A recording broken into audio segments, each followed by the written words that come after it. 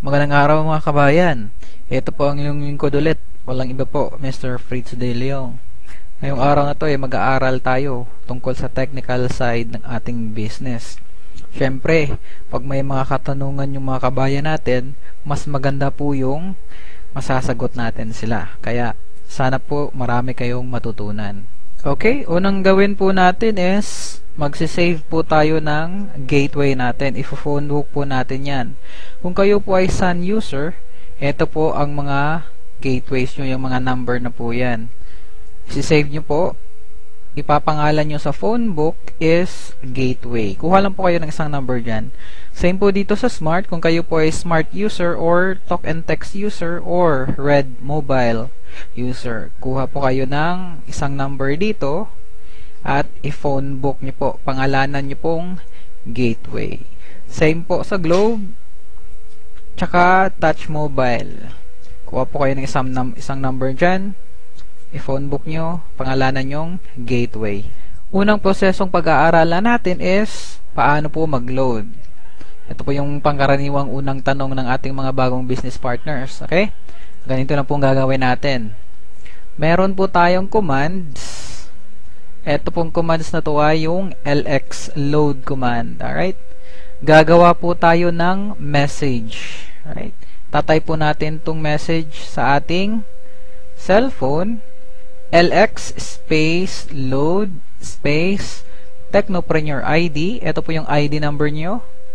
Space password or PIK, personal identification key, space product code, space customer's cell phone number. Ito po yung example. LX space load space ID number space password space yung product code na ipapaload po and space cellphone number ng customer. Alright, dito po makukuha yung product code sa price list po natin. Depende po sa product na bibilhin.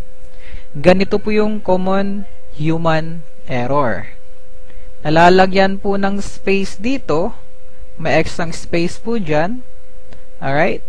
Pag load nyo po sa customer, hindi po yun siya maloload kasi merong sobrang space. Kaya make sure walang sobrang space in between or dito sa huli na hindi po natin minsan nakikita. Yun lang po pinaka-importante doon. Pag tama po yung commands natin, okay, make sure isasend natin yung command na yan sa gateway po. Alright? Pag send nyo dun sa gateway, pag tama yung commands, automatic maglo-load agad yun, walang delay.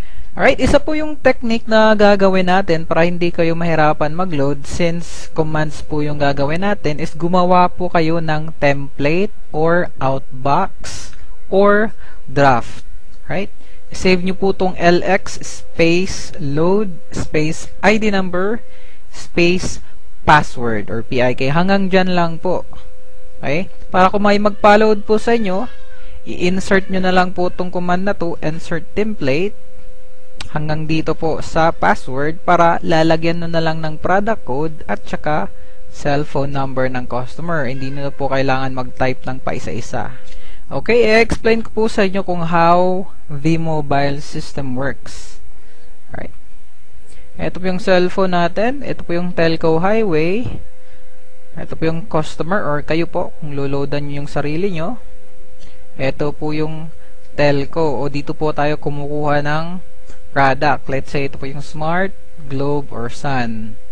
Tapos, dito na po yung gateway natin. Alright? Okay, ganito po yun. Kung may magpapaload po sa atin, again, gumagawa po tayo ng command. LX space load, space ID number, password, product code, and customer's cell phone number. Okay? Yan po yung ID number and password. Yan po yung product code. Example, S30X is yan po yung Smart 30 pesos economy load. And customer's cell phone number. Alright, ito po yung gateway. Isa po sa mga gateway ng Smart. Sisend natin yan ngayon. Okay? Dadaan yan sa gateway natin. Okay?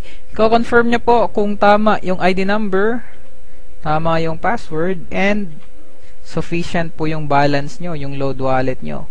Pag kumpleto po yun lahat, kukuha na ngayon siya ng produkto sa telco, sa smart po, since smart po yung pinapaload na natin. And then, pag confirm po ng telco, loadan niya ngayon yung customer mo. Alright? Loaded. And then, si telco magko-confirm sa gateway natin na si customer is na-loadan na. Okay?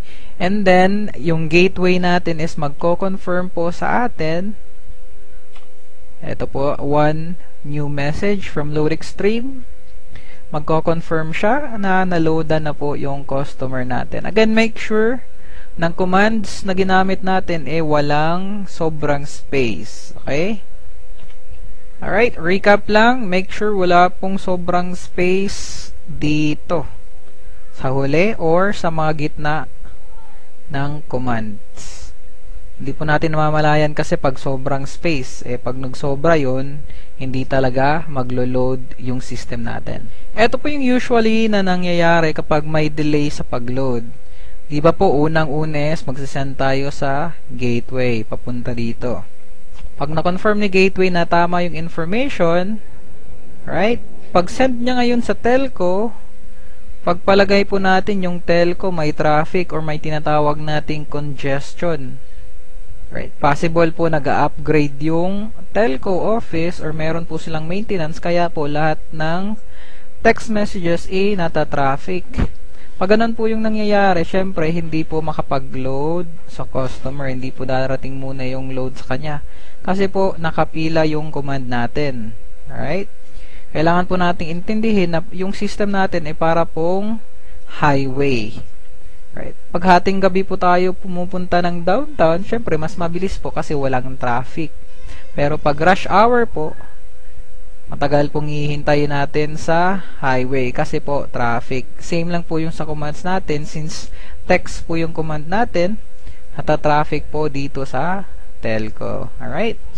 And minsan din kapag may maintenance si telco, kailangan din pong mag-maintenance ng system natin kasi po hindi pwedeng mabilis yung system nila sa atin mabagal. Dapat po pantay yung kabilisan ng ating system at saka yung telco system. Okay? And yung system po din natin, paminsan-minsan kailangan po din niya ng maintenance. Stable po yung system natin, kaya lang po mas mainam na po yung parating nagme-maintenance. Kasi po pag may nasira sa isang server dito sa ating system, damay po yan lahat. So, pangit po kapag yun ang mangyari. Kaya, minsan-minsan po, nagme-maintenance tayo. Pangalawang proseso po na pag-aaralan natin is, paano po tayo mag-replenish ng load wallet natin. Siyempre po, ginagamit natin yung load wallet natin, nauubos. Kapag naubos, magpa-replenish. Okay, first option, punta tayo ng V-Mobile Office Nationwide. Sa Office po, meron pong tinatawag na loading slip. Ito po yun, fill up nyo lang po ng mga informations. Pangalan nyo po, ID number nyo, so wag nang kalimutan yung ID number nyo, cellphone number, amount po na ipapaload nyo, at yung date. Right, sulat nyo lang po yan sa papel, ibigay nyo po sa cashier, and kami na po bahala. Yun po yung ating first option. Okay, makakatanggap po kayo ng confirmation na na-loadan na po kayo pag process po namin ng inyong reloading slip. Real time po yan yung paglo-load namin. Pagbigay mo ng resibo, pag-process namin, agad-agad na-load yun. Okay? Second choice is mag-load wallet transfer po tayo. 'Di ba po, mayroon tayong mga retailers. Pag naubos po yung load wallet nila, tayo lang po ang dealer na may capability na mag-transfer ng load wallet. Okay? Ito po yung commands na gagawin natin.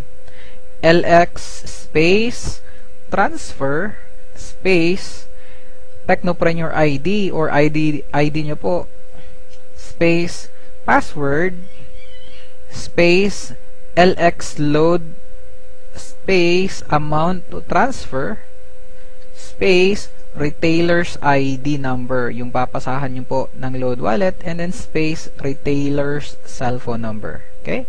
Ito po yung sample ng command, lx space transfer space ID number nyo po. Ito po yung ID number nyo kasi kayo po yung dealer. Space password nyo. Space lx load command. Space amount is 500. Space ID number ng transferan nyo ng load wallet. And then space yung cellphone number nila. Again po, common human error. Make sure na walang space dito sa huling command. Alright? Kasi po pag may sobrang space niyan, pag send nyo sa gateway, hindi po tatanggapin ng system yun kasi mali. Again, make sure in between, wala pong space again. Alright? Pag tama po yung commands nyo, make sure to send it to your gateway para po ma-process namin. And again, pag tama po yung commands, walang sobra, walang human error, automatic, yung load wallet is matatransfer dun sa loadan mo ng load wallet.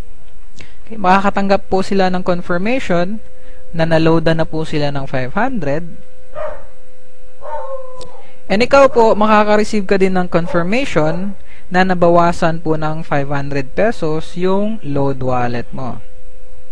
Update lang po, kapag less than 500 pesos na load wallet yung transaction nyo, may bawas kang piso na load wallet. Pagpalagay natin, meron kang 1,000 na load wallet, tapos nagpa-load wallet transfer yung Tecno user mo ng 300 pesos, yun po yung minimum 300 pesos. Ang mababawas po sa load wallet nyo is 301 pesos. Kasi po, below 500, merong bawas. Pero, above 500 pesos po, wala na pong bawas yon. Third option, online conversion. Alright, for dealers lang po to. Punta po kayo dito sa link http mylx.biz. Ay, ito po yung website natin, yung website po natin sa marketing. Login lang po kayo using your ID number and password. Again po, for dealers lang po to. Click nyo po yung login. Okay. Ito po yung makikita nyong website. Okay. Click nyo po yung convert earnings. Pag-click nyo dyan, okay, pagpalagay natin, ito na po yung income nyo, 26,000, and meron na po kayong 6,500 na na-withdraw. Alright, meron kayong 20,000 pesos remaining. Okay. Pagpalagay natin, i-convert natin yan ngayong 20,000 para maging load wallet. So, lagay nyo lang yung password nyo dito, and then, lagay nyo yung 20,000, and then click submit. Ganito po yung proseso niyan. Make sure na na-convert nyo po yung earnings nyo before 7 p.m. Friday. Okay? Before 7 p.m. Friday. Para po, pagka Wednesday next week, mako-convert na po tong load wallet nyo. Darating na po yan. Pagpalagay po natin na late kayo sa pag-convert. Pagpalagay natin, alas 9 na ng gabi ng Biyernes. So basically, darating yung load wallet nyo next Wednesday pa po sa makalawang Miyerkules. Alright, just make sure and please remember, always convert your earnings before 7 p.m. Friday para po may load wallet na kayo pagka Wednesday ng hapon. And ito po yung last option natin for fourth option, bank account deposit. Okay, meron po tayong mga bank account ng V-Mobile sa mga accredited banks. Ito pong First Union Bank of the Philippines. Ito po yung account number. Sa BDO po, ito po yung account number. BPI, ito po yung account number. And then Metrobank, ito po yung account number.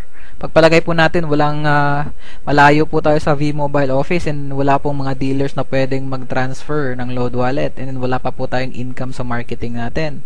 So, pwede po tayo mag-deposit sa bangko. Okay? Hindi po yung gagawin natin. First option is Union Bank. Okay? Make sure, kapag Union Bank po yung ni-deposit nyo, make sure to get the bills payment slip. Right? Ito po yung mukha ng bills payment slip. Okay, make sure to get this one. Okay, lagay nyo po sa information company or institution na pagdedeposituhan nyo or babayaran nyo is V-Mobile Technologies. name nyo po, and then account number or reference number is your vMobile ID. Okay?